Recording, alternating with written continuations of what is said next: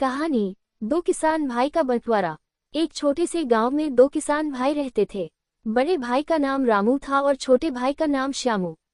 दोनों भाई एक ही खेत में काम करते थे। उनके पास बहुत ज्यादा जमीन नहीं थी, लेकिन जो भी थी उसमें वे दोनों मिलजुल कर काम करते थे। वे एक दूसरे के साथ अच्छे से रहते थे और कभी भी किसी बात पर झगड़ा नहीं करते थे। समय बीतता गया और धीरे धीरे दोनों भाई बड़े हो गए।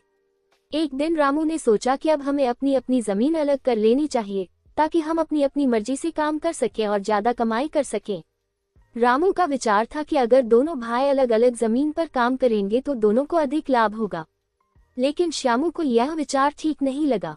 वह सोचता था कि बंटवारे से परिवार की एकता और भाईचारे में दरार आ जाएगी। रामू ने श्यामू से अपनी बात कही, श्यामू, हम दोनों अब बड़े हो गए हैं और हमारे पास इतने संसाधन नहीं हैं कि हम दोनों एक ही जमीन पर काम करें। इसलिए हमें अपनी जमीन का बंटवारा कर लेना चाहिए। श्यामू कुछ देर तक चुप रहा, फिर उसने जवाब दिया, रामू भाई, मुझे तुम्हारी बात समझ में आती है, लेकिन क्या हम परिवार की एकता और भाईचारे को बनाए रख सकते हैं? अगर हम बंटवारा कर लेंगे तो हमारे रिश्ते में भी दूरियां आ जाएंगी। रामू ने कहा, श्यामू, ये समय की मांग है। हम दोनों को अपनी जिंदगी में आगे बढ़ने का मौका मिलना चाहिए। बंटवारे से हम ज्यादा खुशहाल हो सकते हैं। कुछ समय बाद दोनों भाई इस निर्णय पर पहुंच गए कि जमीन का बंटवारा करना ही ठीक रहेगा। गांव के पंचायती घर में दोनों भाई गए और पंचों से अपनी जमीन के बंटवारे के लिए मदद मांगी। पंचों ने दोनों की बातें सुनी और एक न्यायपूर्ण निर्णय लिया।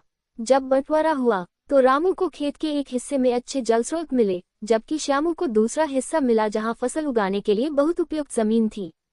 शुरुआत में दोनों भाई खुश थे, लेकिन कुछ महीनों बाद रामू को महसूस हुआ कि उसका हिस्सा उतना लाभकारी नहीं था जितना उसने सोचा था। उसकी जमीन में पानी की कमी थी और खेत की उर्वरता भी धीरे धीरे घटने लगी। दूसरी ओर श्यामू की फसलें बहुत अच्छी हो रही थीं, क्योंकि उसके पास बहुत उपजाऊ जमीन थी और पर्याप्त पानी भी था। रामू को अपनी गलती का एहसास हुआ और उसने श्यामू से फिर से मदद की गुहार लगाई।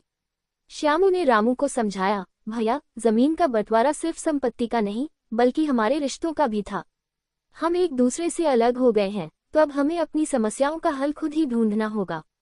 रामू को यह एहसास हुआ कि भले ही जमीन अलग हो, लेकिन भाईचारा और रिश्ते सबसे महत्वपूर्ण होते हैं। उसने श्यामू से माफी मांगी और दोनों ने फिर से मिलकर अपने खेतों को साझा करने का निर्णय लिया। इस घटना के बाद दोनों भाई फिर से एक साथ काम करने लगे। रामू और श्यामू ने मिलकर अपने खेतों की देखभाल की और दोनों की मेहनत ने उनके खेतों को समृद्ध कर दिया।